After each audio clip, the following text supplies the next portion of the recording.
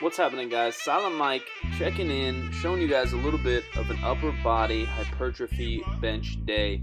Today my goal is to hit a bunch of sets of 5. I think Smelly's doing like a 6x6. Basically what I'm doing is 3 sets of 5 at 325 pounds. I have 2.5s on there, and it's a 50-pound bench bar, which is already a PR, which is pretty cool. 3x5 at, like I said, 325. And then I did 1 set AMRAP. Mark's just getting back into the swing of things. He had his beat up elbow, bum shoulder, shoes are tied too tight, sun's in his eyes, he's all jacked up. And then he also had vacation and stuff, but now he's feeling a little bit better, so he's benching a little bit heavier, deadlifting a little bit heavier, squatting a little bit heavier. So we're just going back and forth on this thing. I think that's the only people I was working out with. Maybe Big Casey, Daddy Longlegs was in there, but I don't know if I have footage. So here's that second set.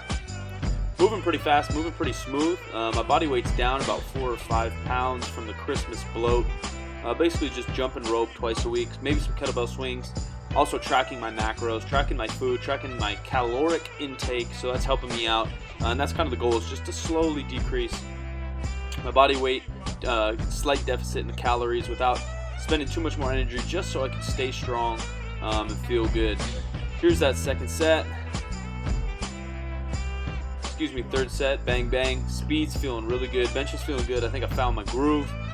Stella's got a groove back, everything feels solid. I did have a bum shoulder before my last meet, so sadly I underperformed a little bit in the bench press. Felt pretty good in the other lifts and training, but for some reason my shoulder and pec on my right side got a little stiff, got a little bit tight. I think I just got a little bit wound up and I couldn't undo anything, so I was limited in my bench training, probably 3 weeks out for my meet. And then I was very tentative on my attempts there, so I just ended with 363. But I think the pace I'm going, if I keep my body weight okay, my calories in, obviously travel is going to come up, and who knows how my workouts go the rest of this time, but I think I'm on the verge of maybe 400, 405 bench. So that's a big goal. That's kind of a milestone for a lot of people, the 4 plates. It's not necessarily a huge goal of mine. My primary goal is just always to get stronger and get more efficient in my lifts. There was Smelly just handling like 365 or 370. Banging out reps. I know a goal of his is obviously the big 600-pound bench, which he plans to do in this next year. But a short-term goal is just to press everything very strict. He's a very explosive bencher and explosive dude in general. So I think what he wants to do is take his bench and, I guess, quote-unquote, press it like a bodybuilder. Here's my top AMRAP set. It gets really ugly. There's 6, and here's 7. Elbows get out from under me. Luckily, I can squeak it out. Mobility in the hips, everything feels pretty good. I think my butt stayed on the bench. Obviously, they're not paused. Obviously, you don't do sets of 7 in competition, but just in general, things are feeling really solid. Like I said, Smelly did anywhere from 4 to 6 sets at this weight. He added a little bit of weight, and then we threw on the Slingshot. Very typical bench press session for us. Some kind of volume, regular, whether it's 3x3, 3x5, sometimes sets of 6. I've been doing a lot of sets of 8 and 10 lately on both these squat, bench, and deadlift. Then we'll add another 30, 40 pounds. So here I am with, I'm not even sure the weight. It's about 320, 3 plus 40, so about 360 or so. Threw on the 2XL reactive Slingshot. My body weight, like I said, I'm about 5'9", 225. So a 2XL fits semi-loose, but still good. I just did as many reppies as I could. I think I just did 5 again. I threw on another slinger, a tighter slinger, and went up. Feels smooth. After doing so many reps and being kind of fatigued, actually, throwing on the Slingshot, it almost feels like nothing's on there, which is good and bad. It will protect your shoulders, allow you to handle more volume, also allow you to overload, handle more weight. Obviously, it's tons of fun just to go for a 1 rep max and handle weights you haven't touched before, but we use it more to get that extra volume and just handle weights that you can touch, but for multiple reps. So maybe I could do that 360 for maybe 2 or 3 reps. Instead, with the Slingshot, I got a clean set of 5. Here's Mark, like I said, pressing nice and strict. His back's a little bit flatter normal, less legs. No any kind of sinking, just real strict pause, holding it at the top on both reps and the handout. Here I went to the limited edition camo slinger, which is the same resistance as the original. So it helps a good amount, maybe 10-15% or so, but I think I have about 380 pounds on there, and I might get 4 or 5. I already lost count. squeak that guy out too. My elbows and back, I think, just unwind with the reps. As you unwind, you end up flaring a little bit early. For those of you that feel like you flare your elbows track well until you press and your elbows flare a little early. That's often your shoulder coming untucked, scapula coming untucked, and you're just unwinding that whole back. So the tighter you can keep your back through the whole press, the better your elbows will be. Mark does an amazing job of it. He just added 10s here, but you see his elbows. Obviously, it's sub-maximal weight for him, but his elbows are just tracking perfectly because his back is squeezed together. You can even see, because Mark's so jacked, you can see his lats firing back and forth, and also his shoulders staying tucked. I think we got one more set by Mark, and then I'm showing you guys something a little bit different. I often like to show you guys accessories because that's what you guys are into, and that's kind of the lifestyle that I've like and I live by. And also Mark created the Jacked and Tan lifestyle to lift strong and try to look big. Get jacked, get tan.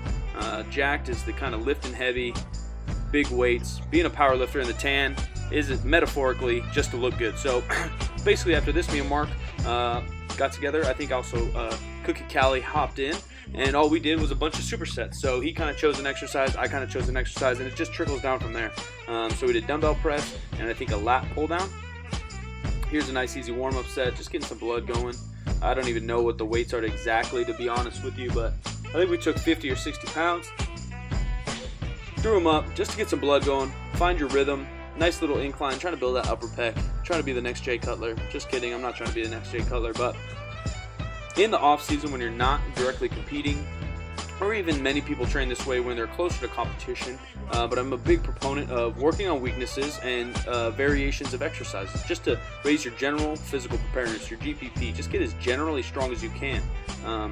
Just every exercise we do translate, like I've mentioned before. I don't really like that word translate to getting stronger in the bench, squat, and deadlift, but I believe just you being overall more balanced and stronger will translate to a better prep. So now that I don't really have a meet in mind, even though I may do one early summer, I just want to do a bunch of exercises that get me generally stronger, build more muscle, burn more calories, and then eventually when I get 8, 12, 16 weeks out from a meet, I can focus directly on the competition lifts, the bench, squat, and deadlift, 1 rep max, and figure that all out. So we did, as I mentioned, supersets. So we put a bunch of exercises together with no break. Then we took a break. So we did dumbbells, then pull downs, then break. Dumbbells and pull downs, then break. For 2 to 4 sets. Here's Mark's first real set. I think he has 110s. And me being all weak trying to keep up, I did the same. He did them super smooth for like 15. I did them like super sketch for maybe a set of 8. I don't even remember. Basically with the accessories, everybody does it differently, but we typically go anywhere from 8 to 15 reps, sometimes even 20s and 30s, depending on the exercise. Critique my form all you want, but this makes my shoulder feel good, and I also feel like a traction in my pec, so that's kind of the goal. When you're powerlifting, it's kind of hard to feel muscles because your goal is just to move the right amount of weight with the best technique. In quote-unquote bodybuilding, even though I'm not a bodybuilder, I'm just trying to focus on my upper chest and not be in any pain. Sometimes incline overhead can hurt your shoulders. Here's Callie banging them out. Callie's a hell of a bencher. I think she benches in the high 100s, so maybe 160, 175 pounds, doubling, I think around 140, 150 pounds with pretty good technique. So she hopped in with this thing. Another set of pull downs. I didn't record it all for you, but I wanted to give you guys kind of a taste of the pace, reps, and I guess quote-unquote intensity. And I don't mean by training intensity, but just how hard we push ourselves. So I'm not going dead till failure because I have to bench in 3 or 4 days, but I am getting a nice pump and I am working hard. That's probably 230 pounds or so on the pull down, just to give you reference. Here's Sandy hopping in. I don't know if she benched this day right now. Sandy's recovering from a bulging disc. So she didn't squat or deadlift for a long time, maybe 6 months or so. So she was benching twice a week, doing overhead and accessories the other. So now she's slowly adding back in squats and deadlifts, as well as benching twice a week in a full, like basically bodybuilder accessory day. And I think that's this day. Here's Callie hopping in. Everybody getting pulled down. Everyone trying to buy lats. Everyone trying to build some big lats. We bought this new, actually I think Austin right there in the background gifted this to the team. This new pull down handle, and I fucking love it. It's a fancy like ergonomic one. The first time I ever saw it, I think was in a Dana Lynn Bailey video, but they had the regular neutral one and then a wide grip one. But this guy is kind of a reverse grip chin up type motion, and chin ups are probably my favorite. One, because they work your biceps a little bit more. 2, because I feel my lats a little bit more, and I just I like the stretch, and it always feels more well balanced after all the benching.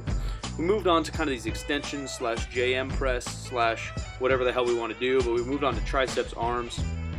That's kind of the order of things we do on bench day.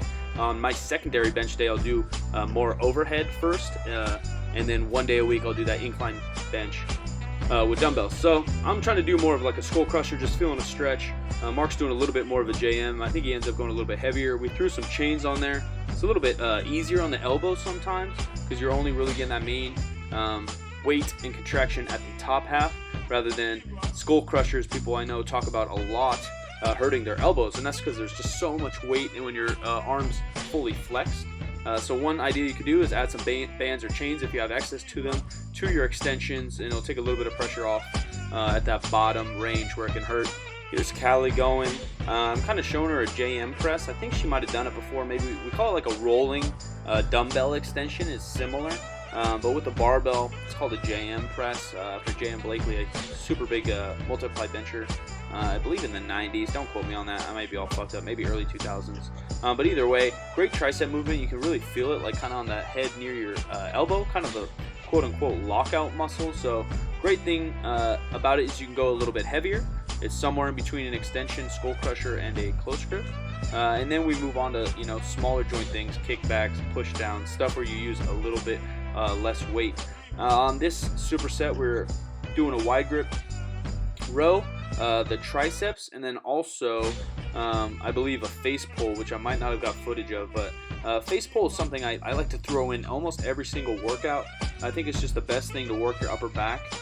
It's something that you can recover from very fast, and it's also just helps all three lifts in my opinion. A bigger back, upper back especially, makes your shoulders healthier for bench, gives you somewhere to put the bar on squat, and then obviously you're using your back to lock everything in on the deadlift. There's Callie getting the rows. She said she was done, that she did so much volume in the bench, but then we made her jump in and do this whole thing. Sandy, same thing. I think she benched a little bit, maybe did some like lunges and accessories, but then we made them hop in on our supersets. It's a 50-pound bar, just so you guys know, if you think the ladies are struggling. Upper body, obviously, in general, is just a little bit weaker for girls. Sandy's benched 135, I think, for a double, and maybe 137 or whatever the kilo is in a meet.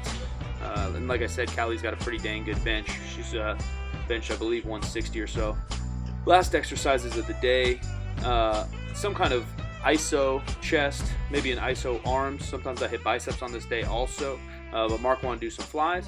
Sometimes flies hurt my shoulder, so I think I only did one set super light, but Mark likes them. Obviously, it's something easy to top off the day. Here's Mark's version of a kind of face pull row, which, like I said, to even up that upper back. I lied. I think we did a tricep push down on that last one. Not a face pull. I can't remember everything we do. I didn't put it in my diary. Dear diary, today I did 3 sets of 5 on my face pulls.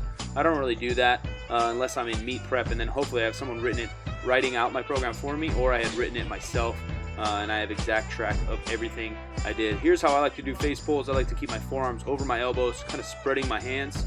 I'll superset, or excuse me, not superset, but I'll burn out going to like my eyes. I'll burn out going to my nose, burn out going to my neck, and then I'll go to the chest a little bit. Just get a bunch of blood back there. 2 or 3 rounds of all these supersets, just giving you guys some ideas how you can get a lot of work done in a little bit amount of time.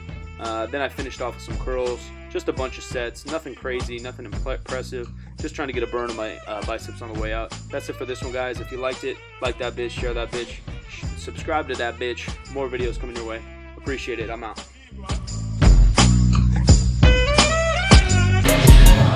Let's go!